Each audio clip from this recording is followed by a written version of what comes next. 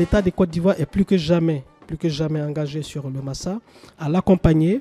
Et cela transparaît dans les échanges quotidiens que j'ai donc avec le ministère de la Culture, mais aussi avec d'autres structures publiques qui accompagnent donc le Massa. Et quelques innovations quand même sont prévues, qui transparaissent déjà dans la thématique 2024 du Massa, qui est jeunesse, innovation et entrepreneuriat. Un des premiers points qui me vient à l'esprit, donc en termes d'innovation, c'était de clarifier les axes importants du Massa, que sont le Massa Marché et le Massa Festival. Nous voulons que les artistes émergents, les artistes jeunes africains trouvent dans notre programmation un espace donc, pour que le public les découvre, pour que les professionnels et les acheteurs les découvrent.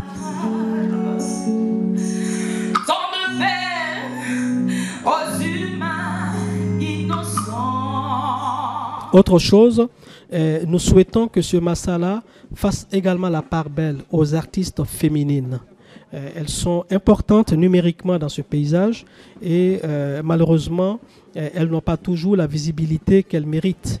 Le Massa va initier cette année un village enfant.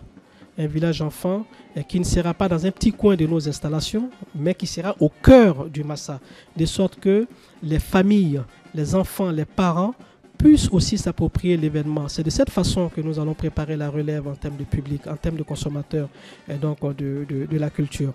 Nous ferons en sorte que le Massa s'engage sur les questions environnementales.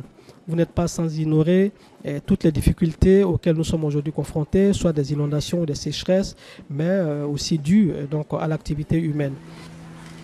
Appelez-moi Kunta Kinte ou même Chaka Zulu, fils de Gambie, de Namibie, d'Afrique, de partout. Tu as fait de ces enfants des fantômes sans esprit, des êtres à la recherche de continents.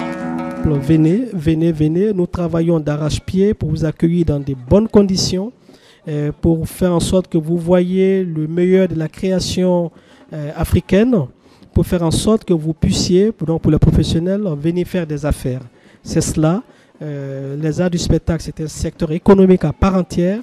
Nous l'avons en tête. Nous allons faire en sorte de démontrer donc, aux yeux et du public et des décideurs dans les différents pays qui vont se déplacer ici qu'ils ont intérêt à investir dans le secteur du spectacle parce que c'est un secteur qui est pourvoyeur d'emplois, c'est un secteur qui crée de la valeur, c'est un secteur qui peut absorber aujourd'hui une bonne partie du chômage auquel nos pays sont confrontés et surtout c'est un secteur là où les jeunes s'expriment et s'expriment sans borne. C'est du 13 au 20 avril 2024 à Abidjan.